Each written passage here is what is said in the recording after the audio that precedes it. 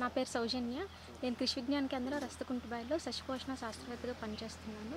ఈరోజు మనం ప్రకృతి వ్యవసాయం గురించి తెలుసుకుందాము.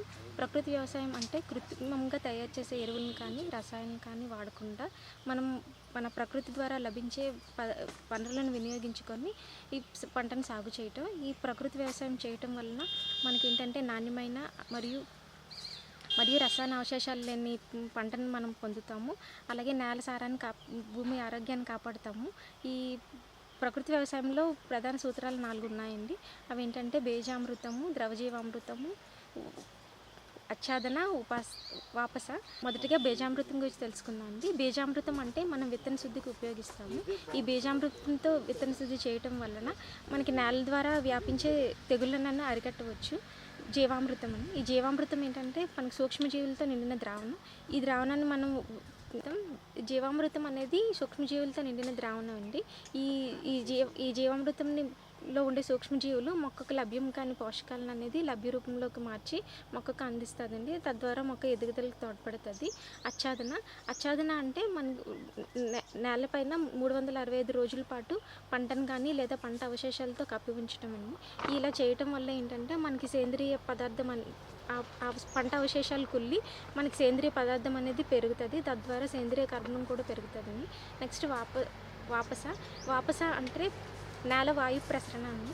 ముఖ్యంగా మన ఈ ప్రకృతి వ్యవసాయం చేసుకోవటం వల్ల మనకి ఈ నేల వాయు ప్రసరణ అనేది పెరుగుతుంది.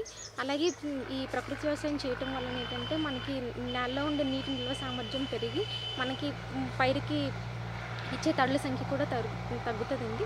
తర్వాత మనం బీజామృతం తయారీ విధానం గురించి తెలుసుకుంటాం. మనం ద్రవజీవామృతం తయారు చేసుకుంటున్నామండి. ఇప్పుడు దానికోసం మనం ముందుగా 200 లీటర్ల నీటిని తీసుకుంటాము. తర్వాత మనం ఒక 10 కేజీల ప్యాడ్ని, ఒక 10 కేజీల ఆవు మూత్రము, అలానే 2 కేజీల బెల్లము, 2 కేజీలు ఏదైనా పప్పు పిండిని తీసుకోవాలండి. ముందుగా మనం తయారీ విధానం చూద్దాం. గోంతులు మనం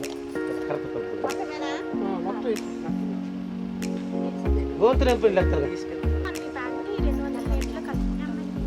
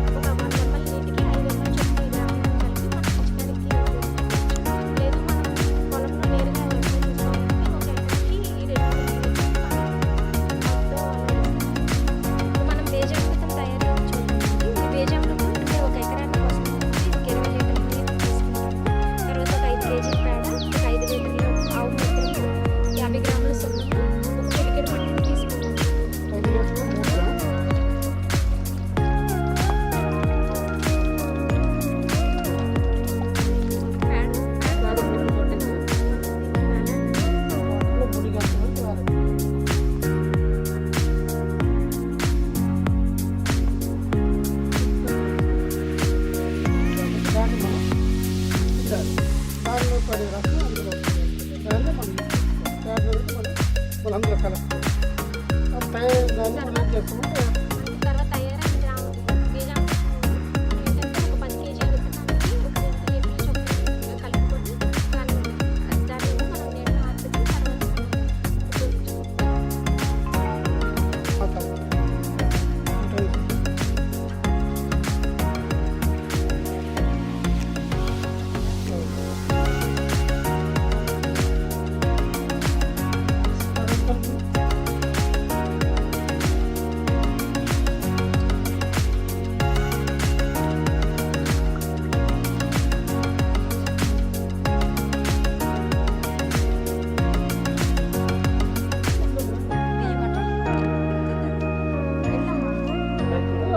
వెళ్ళండి అక్కడ ఉంది లైక్ నీరు ఉంటుంది